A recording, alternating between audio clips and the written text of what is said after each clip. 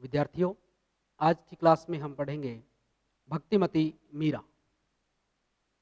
भक्तिमती मीरा हिंदी काव्य के भक्तिकालीन साहित्य में अपना एक महत्वपूर्ण और गौरवपूर्ण स्थान रखती है। जैसा कि हम पढ़ते आ रहे हैं कि दूसरे जितने भी भक्त कवि हैं, आदिकाल के कवि हों चाहे वो या भक्तिकाल के कवि, उनके जन्म के संबंध में विद्वान एक मत नहीं है। इसका एक बड़ा कारण है कि उस काल में आज तक इनके जन्म से संबंधित जो भी साक्ष्य है वो या तो नष्ट हो गए या इस तरह के साक्ष्य उस समय संभाल कर रखने की किसी ने चेष्टा ही ना की। और ऐसा ही कुछ मीरा के साथ भी हुआ। मीरा के जन्म के संबंध में अनेक तरह की जो बातें या यूं कहें कि अनेक तरह के वर्ष जिनके लिए अलग अलग कहा जाता है कि कुछ विद्वान उनका जन्म संवत 1575 स्वीकार करते हैं, कुछ विद्वान इसे 1555 और कुछ अन्य विद्वान 1560 का संवत निर्धारित करते हैं। लेकिन विद्वान इस बात पर एक मत नहीं है। इनके जीवन से जुड़ी कुछ अन्य बातें भी हैं जिनसे विद्वान एक मत नहीं है। लेकिन हाँ, इतना जरूर है कि इनका जन्म राजस्थान की मेड़ता रियासत के कुड़की गांव में राव दूधा के चौथे पुत्र राव रतन सेन के यहाँ हुआ। जब मीरा शैशव काल में थी तभी मीरा की माता का देहांत हो गया। इनके पिता राव रतन सेन का सानिध्य भी इन्हें अधिक समय तक नसीब नहीं हो सका। ऐसा कहा जाता है कि मीरा जब बहुत छोटी थी, अर्थात जब उनका शैशव काल ही था, उसी समय इनके माता की मृत्यु हो गई और उसी मृत्यु के बाद इनके दादा ने इनका पालन पोषण किया और तभी से अपने दादा के सानिध्य में इनको भगवत भक्ति की लगन लग गई। एक किंवदंती यह भी प्रचलित है कि उस छोटी सी आयु में एक बार ये अपनी माता के साथ एक विवाह समारोह में गई, जहां उन्होंने पहली बार दूल्हे को देखा। इनके मन में कई तरह के प्रश्न आए, विवाह की रस्मों रिवाजों को देखकर, रीतियों को देखकर, नाच गाने को देखकर, और वो सब प्रश्न एक एक कर मीरा अपनी माता से पूछती गई। लेकिन जब दूल्हे की बात आई तो इन्होंने अपनी माँ से पूछा कि मेरा दूल्हा कहाँ है। इस पर एक बार तो इनकी माँ भी निरुत्तर हो गई। उनके पास इनके प्रश्न का कोई उत्तर नहीं था। लेकिन तुरंत ही उनके ध्यान में वहीं पर रखी हुई श्री कृष्ण की एक मूर्ति आई। उनकी माता ने उस मूर्ति की ओर इशारा करते हुए कहा कि तेरे दूल्हा ये है। अर्थात कृष्ण को उन्होंने मीरा के दूल्हे के रूप में उनके सामने प्रस्तुत कर दिया। और कहा जाता है कि उसी समय से उस छोटी सी बालिका मीरा ने कृष्ण को अपने पति रूप में स्वीकार कर लिया। ये कहा जाता है कि वो भगवत भक्ति जो उन्होंने उस समय इनकी माता से लगी, वो धीरे धीरे दादा के सानिध्य में आकर और ज़्यादा बलवती होती गई।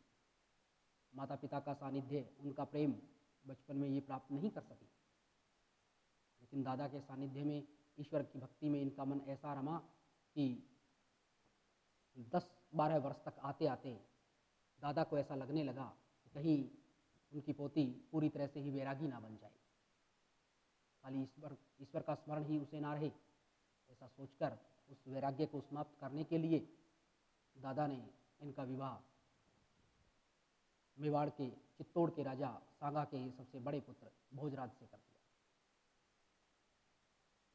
और संयोग देखिए कि खानवा के युद्ध में भोजराज वीर गति को प्राप्त हुए। छोटी सी उम्र में ही मीरा को वैंधव्य सहना पड़ा और उसी वैंधव्य के कारण जो भक्ति भावना उनमें थी वो एक बार फिर से प्रज्वलित होने लगी।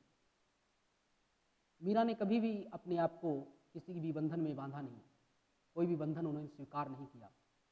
राजमहल की सबसे बड़ी वधू होने के बाद भी इनके ऊपर किसी का कोई अंकुश नहीं था। सांसारिक रीति रिवाज, मान मर्यादाओं को इन्होंने एकदम से जैसे ताक पर रख दिया। देवर विक्रमादित्य के द्वारा बार बार प्रताड़ित करने, बार बार समझाने पर भी उसकी बातों का इन पे कोई प्रभाव नहीं था। ये नित्य प्रति मंदिर जाती, श्री कृष्ण की मूर्ति के आगे घंटों नृत्य करती, उनके भजन करती, साधु सन्यासियों से आध्यात्मिक चर्चाएं करती।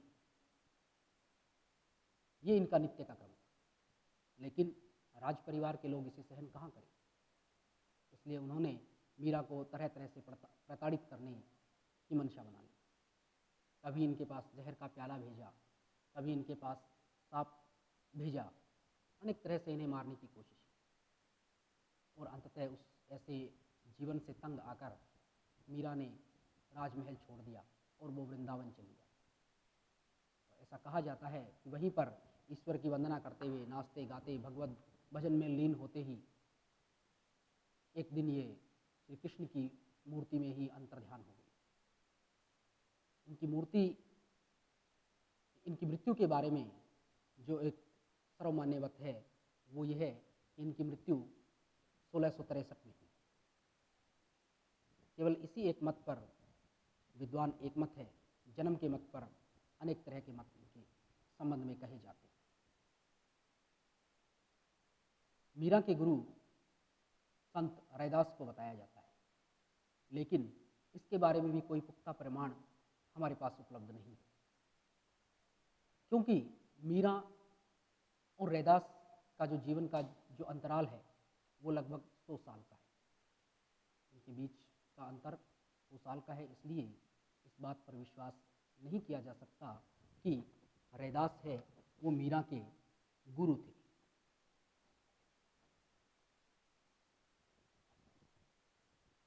लेकिन जितना इनके बारे में किंवदंतियाँ प्रचलित है, उससे यही अनुमान लगाया जा सकता है कि रैदास मीरा के गुरु थे।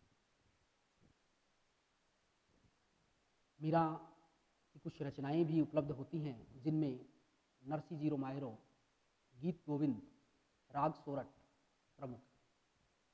ऐसा कहा जाता है कि इनकी 11 रचनाएं हैं, लेकिन वो सभी रचनाएं संदिग्ध है।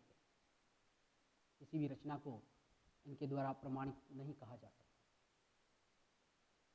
कुछ विद्वान इनके द्वारा रचे हुए 200 पद मानते हैं, और कुछ दूसरे विद्वान हैं जो ये मानते हैं कि मीरा ने 500 पद रचे।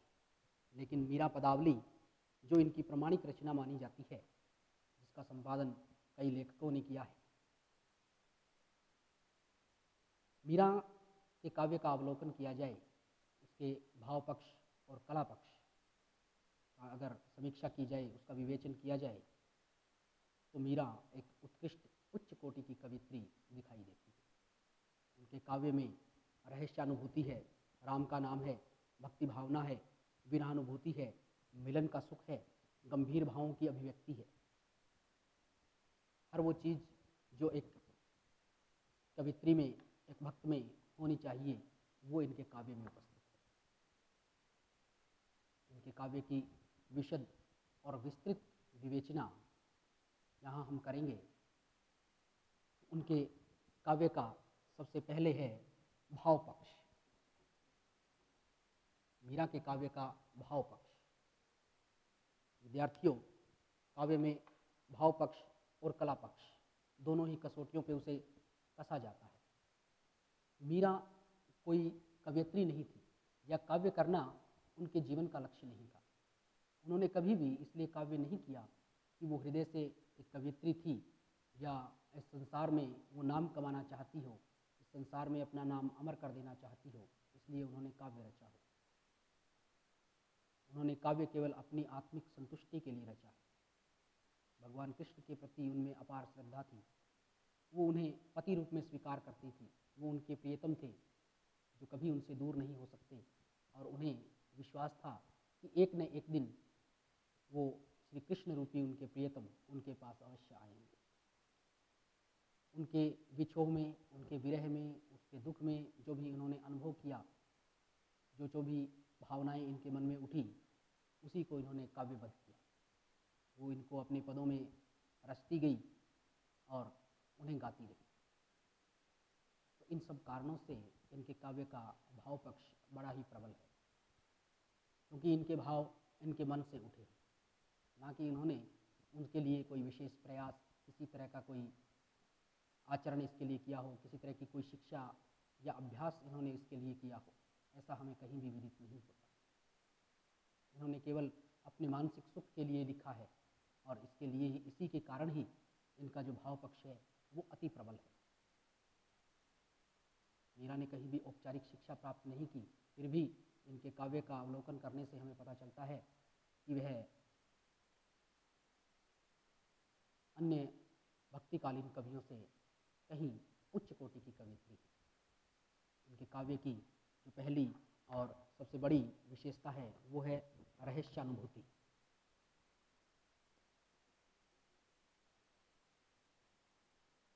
रहस्यानुभूति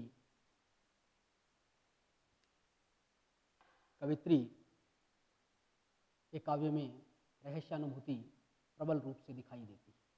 इनका प्रेम लौकिक प्रेम होते हुए भी अलौकिक प्रेम, इन्होंने भगवान कृष्ण से प्रेम किया है, उनके आध्यात्मिक रूप की पूजा की है, आध्यात्मिक रूप में उन्हें अपना प्रिय प्रियतम स्वीकार किया है, अपना पति स्वीकार किया है। श्री कृष्ण के सगुण रूप माधुरी की चर्चा इनके काव्य में दिखाई देती है, उसी का वर्णन उन्होंने किया है। इनके काव्य में श्री कृष्ण को पति का स्थान मिला है और उसकी सगुण रूप की चर्चा, सगुण रूप का विवेचन ही हमें प्राप्त होता है। दूसरी तरफ हम ये देखें कि कुछ ऐसे भी इनके पद मिलते हैं जिस पे उन्होंने श्री कृष्ण को निर्गुण रूप में ब्रह्म स्वीकार किया है और उस ब्रह्म रूप की भक्ति इन्होंने की है। मीरा का प्रेम अलौकिक प्रेम है। मीरा और कृष्ण, ईश्वर, आत्मा और परमात्मा का प्रेम है। मीरा स्वयं आत्मा रूप है, कृष्ण परमात्मा है, कृष्ण उसके पति हैं, वो विचरण करने वाली इस आत्मा के उद्धारक है। मीरा को विश्वास है कि वो परमात्मा अवश्य एक न एक दिन उनसे मिलेगा और उनका उद्धार करेगा।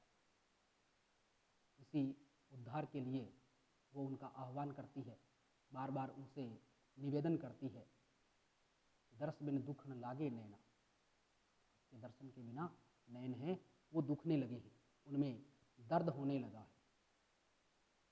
रहस्यानुभूति की बात है, मीरा लिखती है, बिन करताल पखावन बाजे अनहद की झनकारा रे। ये एक उस ईश्वर की, उस परम सत्ता की, उस परम शक्ति की कृपा है, उसी के कारण है, उसी की एक लीला है जिसके कारण मीरा को बिना करताल, बिना किसी पखावज के ही झनकार बजती हुई सुनाई देती है, ईश्वरीय संगीत सुनाई देता है। ये उनके काव्य का जो रहस्यानुभूति है वो हमें यहाँ दिखाई देती है। दूसरी इनके काव्य की विशेषता है राम नाम का महत्व। राम नाम का महत्व इनके काव्य की एक अनंतम विशेषता है। गुरु की महिमा, सत्संग का महत्व, संसार की असारता, लोक जीवन में के अंधविश्वास, इन सबको इन्होंने अपने काव्य में स्थान दिया है। गुरु की महिमा का बखान कवित्री ने बड़े मन से किया है। कवित्री कहती है कि गुरु के बिना ईश्वर की प्राप्ति नहीं हो सकती और ना ही इस संसार सागर से पार लगा जा सकता। संसार माया मोह से भरा हुआ है, पाप और कष्टों से भरा हुआ है और जब तक सच्चे गुरु से मिलन नहीं होता, जब तक सच्चा गुरु नहीं मिलता है, तब तक उस पाप से छुटकारा नहीं मिलता, माया मोह से छुटकारा नहीं मिलता, सांसारिक भटकाव है उससे छुटकारा नहीं मिलता। गुरु ही वह है जो इन सब से दूर ले जा सकता है, जो सच्चा मार्ग दिखा सकता है और उस सच्चे मार्ग से वह ईश्वर की प्राप्ति करवा सकता है, वह गुरु ही है। दूसरी तरफ कवित्री ने सत्संग के महत्व का प्रतिपादन, वो कहती हैं कि सत्संग का ही सच्चा महत्व है, सत्संग से ही ईश्वर को प्राप्त किया जा सकता है। सत्संग, सत लोगों का संग, सच्चे लोगों का संग, और उन्हीं के माध्यम से ईश्वर का आह्वान करते हुए, उनके लीलाओं का गान करते हुए, उनके लिए अपने हृदय के उद्गारों का गान करते हुए हर तरह से उस ईश्वर के प्रति समर्पित होना, ये इनके काव्य की एक विशेषता है। मीरा ने अपने काव्य में सत्संग को इतना महत्व दिया कि वो उसे जीवन में भी उतारती है। तो इतिहास में जितना भी मीरा के बारे में जानकारियाँ प्राप्त होती है, उसमें ये एक बड़ी प्रमुख बात है कि मीरा सत्संग करती थी, साधु संतों के साथ रहती थी, उनसे आध्यात्मिक चर्चाएं करती थी, मंदिर में जाती थी, कृष्ण का पूजा पाठ करती थी और उसे ही सार्वजनिक रूप से कृष्ण को ही अपना पति स्वीकार भी करती थी। और इसी के कारण उन्हें अनेक अनेक तरह के कष्ट भी सहने पड़े, लेकिन सत्संग करना उन्होंने कभी नहीं छोड़ा और इसी सत्संग को उन्होंने अपने काव्य में भी स्थान दिया। सत्संग का महत्व उन्होंने उजागर किया। संसार की असारता, कवित्री के लिए ये संसार असार है, इसका कोई सार नहीं है। इसका संसार में आने का जो जीव है उसका एक ही उद्देश्य है कि इस जन्म मरण के बंधन से छुटकारा प्राप्त करे। मनुष्य के रूप में जन्म लेकर वह अपने इस लोक और परलोक दोनों को सुधारे और ऐसा कर्म करे कि जिससे वो इस असार संसार से छुटकारा प्राप्त करे, वो पार लग जाए इस सारे संसार से। तो इस प्रकार मीरा है वो राम नाम का महत्व प्रतिपादित करते हुए गुरु की महिमा, सत्संग का महत्व, संसार की असारता, लोक जीवन में जो अंधविश्वास व्याप्त थे। विद्यार्थियों, हम जानते हैं कि तात्कालिक समाज में जिस समय मीरा थी उस समय समाज में अनेक तरह के अंधविश्वास थे, क्योंकि हम देखते हैं कि बाहरी आक्रांता आम जनता को सता रहे थे। दूसरी तरफ अनेक मत और मतांतर देश में पहले से ही मौजूद थे, जिनके कारण अनेक तरह की बातें, अनेक तरह के मत, अनेक तरह के विचार भारतीय जनमानस में बने हुए। और उसी के कारण कुछ चालाक लोग, कुछ धूर्त लोग अपना उल्लू सीधा करना चाहते थे। इसी अपने उल्लू सीधा करने के कारण लोक जीवन में अनेक तरह के अंधविश्वास व्याप्त हो गए। उन अंधविश्वासों का खंडन कवित्री ने अपने काव्य के माध्यम से किया। उनकी कविता, उनका काव्य सीधा और सरल काव्य है, जिसमें ईश्वर का, राम का, भगवान का गुणगान किया गया है। उनके नाम के महत्व को प्रतिपादित किया गया है। उनके नाम को ये कहा गया है कि केवल उनका नाम लेने से ही इस संसार सागर से पार लगा जा सकता है। उनके नाम के अलावा और दूसरा ऐसा संसार में कुछ भी नहीं है जो इस संसार से पार लगाए। सारा संसार एक अथाह सागर है और जीव उसमें बार बार गोते लगाता रहता है, आता है, जाता है, आता है और जाता है। तो इस तरह से कवित्री ये स्वीकार करती है, ये कहती है कि राम का नाम, ईश्वर का नाम ही एक वो प्रबल चीज़ है जो इस सबसे छुटकारा दिलाता है। उनके काव्य की अगली विशेषता है भक्ति भावना। मीरा के काव्य में भक्ति भावना प्रबल रूप से आई है। मीरा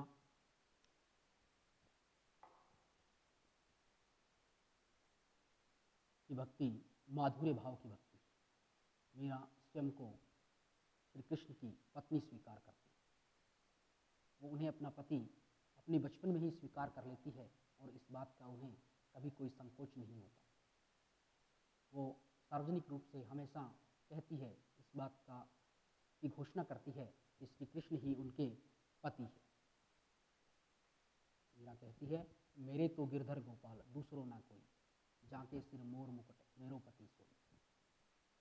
वो कृष्ण से इस तरह से प्रेम करती है, उनकी प्रेम की दीवानी है वो, कि वो उन्हें पति स्वीकार करते हुए गाती है और सार्वजनिक रूप से उसकी घोषणा करती है। किसी तरह की लोक लाज, भय, लज्जा इस संबंध में उन्हें नहीं है।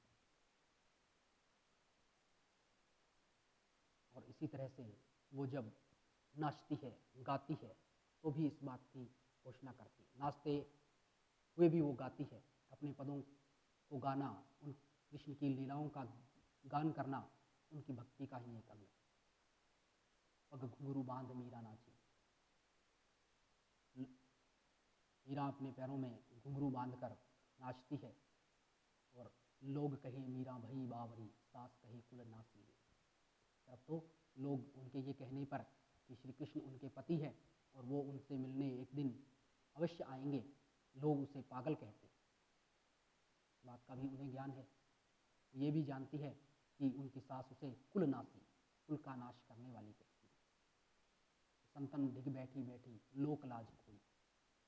उन्होंने संतों के पास बैठ बैठकर संतों के साथ अपना जीवन व्यतीत करके लोक लाज को खो दिया है।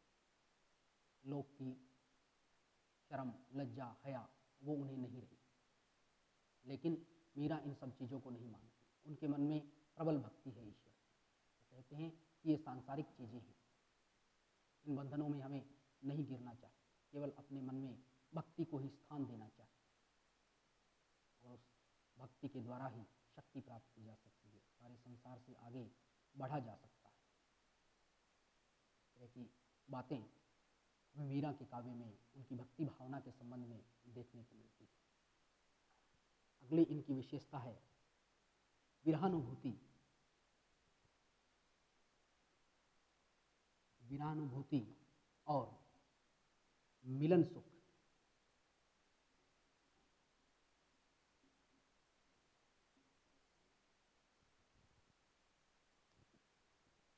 मीरा का प्रेम अलौकिक प्रेम है, ये संसार का प्रेम नहीं है, लेकिन मीरा इस संसार में, इस जीव जगत में एक मनुष्य के रूप में आई है और वह अपने प्रियतम, अपने पति कृष्ण से दूर है। वो उससे मिलते नहीं है, वो उन्हें प्राप्त नहीं कर सकती, उनके दर्शन उसके लिए बड़े ही कष्ट साध्य है। जब उसके दर्शन नहीं होते तो दर्श बिना दुख लागे नहीं। हे कन्हैया, हे कान्हा, आपके दर्शन के बिना मेरे जो नयन हैं, आँखें जो है वो दुखने लग गई, उनमें दर्द होने लगा है।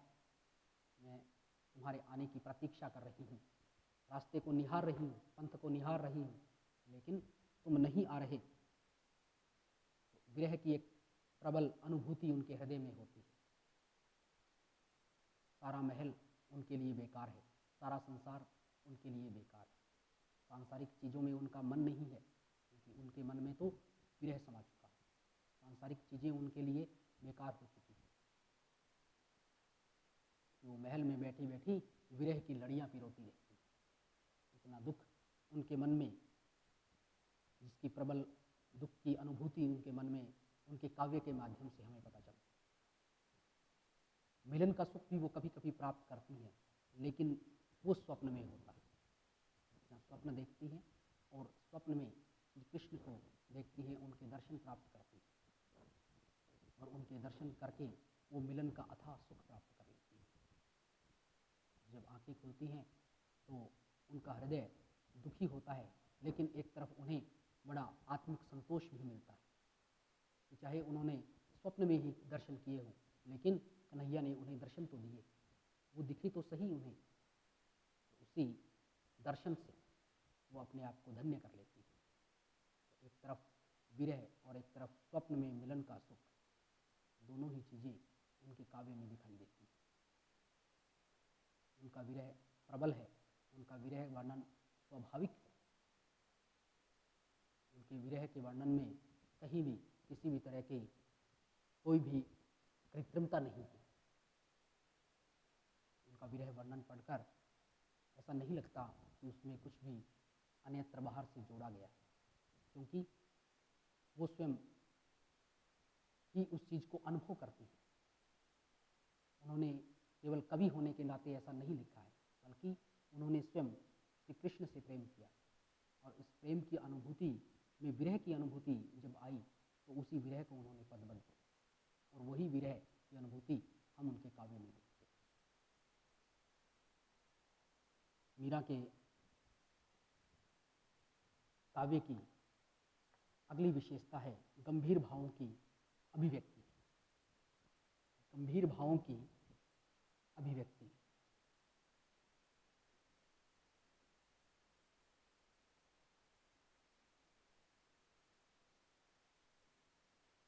गंभीर भावों की अभिव्यक्ति मीरा के काव्य में मिलती है। गंभीर से गंभीर भी भाव जो हैं वो मीरा के काव्य में हमें दिखाई देते हैं।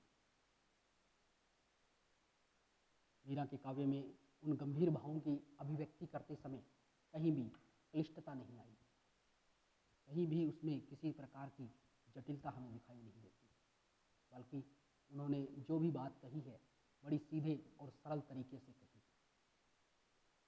उनके मन में जो भाव उठे हैं उन्हीं गंभीर भावों को भी उन्होंने बड़े सरल शब्दों में अभिव्यक्त किया है। यही उनके काव्य की एक बड़ी विशेषता है कि चाहे कितने भी आध्यात्मिक विचार हों, लेकिन वो विचार हैं उनके उस काव्य में बड़ी मार्मिकता के साथ, बड़ी सहजता के साथ प्रस्तुत किए गए। उसमें बिल्कुल भी लाग लपेट नहीं, किसी भी तरह का लगाव या छुपाव मीरा के काव्य में हम नहीं देखते। गंभीर से गंभीर भाव भी कहने में वो बड़ी सरलता बरतती, क्योंकि वो उनका उद्देश्य काव्य करना नहीं, उनका उद्देश्य अपने आप को जो ज्ञान है उसे प्रदर्शित करना नहीं, उनका उद्देश्य अपना पांडित्य प्रदर्शन नहीं है, बल्कि केवल वो अपने मन के लिए, अपने आत्मिक सुख के लिए लिखती है। इसलिए जितनी भी जो भी बातें उनके मन में आई हैं, जो विचार उनके मन में उठे हैं, उनको उन्होंने सरल और सीधे शब्दों में अपनी अभिव्यक्ति प्रदान कर दी। ये एक बड़ी विशेषता है कि उनके काव्य के अंदर गंभीर भावों की अभिव्यक्ति भी सरलता से हुई है।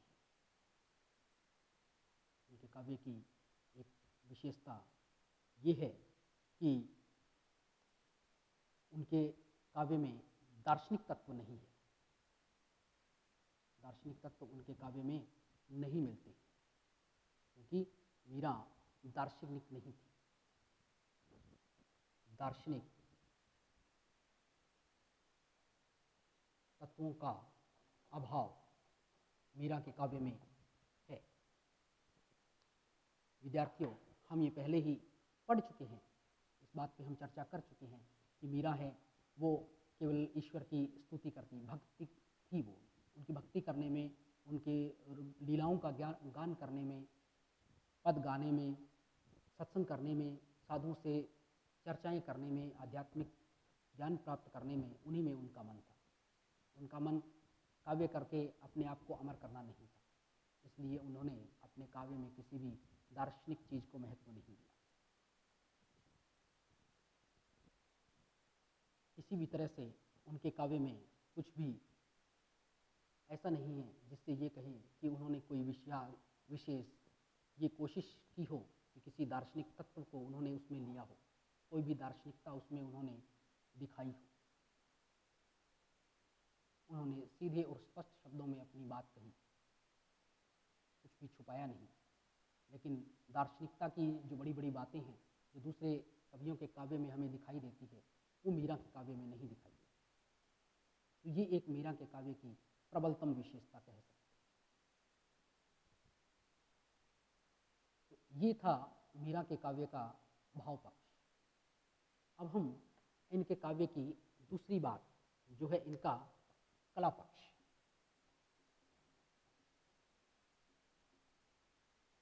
कला पक्ष, मीरा का भाव पक्ष जितना मजबूत है, उसको अगर देखा जाए तो उसके बदले में उनका कला पक्ष थोड़ा सा कमजोर है, क्योंकि उनका उद्देश्य कविता करना नहीं है। इसलिए जो कुछ भी उनके काव्य में आया है वह स्वभावतः ही आया है, उसके लिए प्रयास नहीं किया गया। और बिना प्रयास के ही जितना भी जैसा अलंकार, जैसे मुक्तक उनसे लिखे गए, जैसे गीता का गुण उसमें आया, जैसी भाषा उनकी थी, उसका उन्होंने बिना किसी लाग लपेट के ही वर्णन कर दिया, उनको अपने काव्य में स्थान दे दिया, उसी के माध्यम से उन्होंने अपना काम चला लिया। मीरा ने ये नहीं किया कि कोई विशेष प्रयास करके, कोई विशेष ज्ञान प्राप्त करके काव्य की किसी विधा को उन्होंने सीख कर कुछ भी लिखा हो, बल्कि बिना कुछ सीखे स्वभावतः अपने मन के उद्गारों को वो लिखती चली गई। और उन्हें तो शायद ये भान भी ना होगा कि कालांतर में वो कितनी बड़ी कवयित्री बनकर उभरेंगी। उनके काव्य के कला पक्ष की कुछ विशेषताएं हैं। मुक्तक काव्य,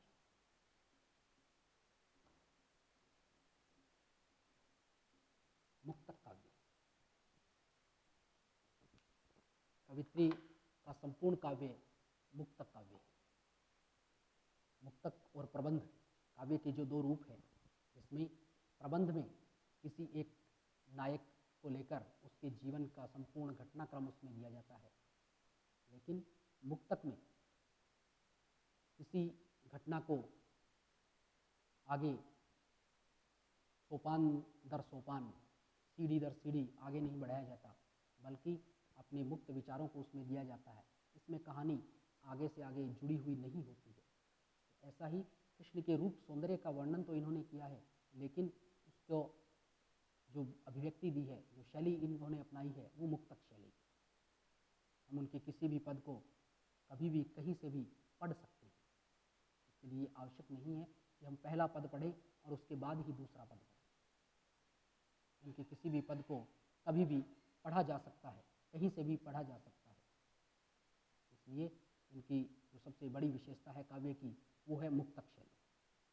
मुक्तकों की इन्होंने रचना की, इन्होंने इनके मन में जो भी भाव आए, उनकी रचना ये पद के रूप में करती चली गई। इनके काव्य की अगली विशेषता है गेयता का गुण। गेयता का गुण, ये अपने काव्य में तीव्र अनुभूतियाँ, कोमल शब्द, प्रवाहमयी अधिकता के कारण संगीतात्मकता को उत्पन्न करने में सफल रही है। इनके पदों को गाया जा सकता है, पद इनके गाने योग्य हैं, इन्हें गाया जा सकता है, और इसी गेयता के कारण इनके पद है वो खासकर विशेष तौर से यदि नाम लिया जाए तो राजस्थान में विशेष प्रसिद्ध है। इनके काव्य की अगली विशेषता है भाषा। भाषा इनके काव्य की अगली एक बड़ी विशेषता है कि इन्होंने राजस्थानी भाषा का अपने काव्य में प्रयोग किया है, लेकिन इसके साथ साथ ही इनके काव्य में गुजराती और पंजाबी और अन्य दूसरी भाषाओं के शब्द भी मिलते हैं। इसका कारण ये है कि मीरा कई स्थानों पर घूमी हैं, कई जगहों पर वो गई हैं, कई तीर्थों की यात्रा की है। उनके काव्य में ब्रज भाषा का भी उत्कृष्ट रूप हमें दिखाई देता है, और इसका कारण भी यही है कि वो राजस्थान से वृंदावन गई, वृंदावन से अनेक तीर्थों की यात्रा उन्होंने की, जिसके कारण इनकी भाषा में अनेक दूसरी भाषाओं के शब्द मिल गए। इनकी अगली विशेषता है अलंकार। अलंकार भी इनके काव्य में स्वाभाविक रूप से आए हैं। मुख्यतः इनके काव्य में अनुप्रास, रूपक, उपमा अलंकार, इनका प्रयोग विशेष रूप से हुआ है। मोहिनी मूरत सांवरी सूरत अनुप्रास का एक श्रेष्ठ उदाहरण है। भज मन चरण कमल अविनाशी रूपक का एक अच्छा उदाहरण जिसे कह सकते हैं। इसी प्रकार से इनके काव्य की जो अंतिम विशेषता है वो है प्रतीक विधान। इनके काव्य में प्रतीकों का भी बड़ा सुंदर प्रयोग हुआ है, क्योंकि इनका काव्य अलौकिक प्रेम भावना से भरा हुआ है। विद्यार्थियों, आज हमने पढ़ा मीरा। अगली क्लास में हम पढ़ेंगे काव्य शास्त्र।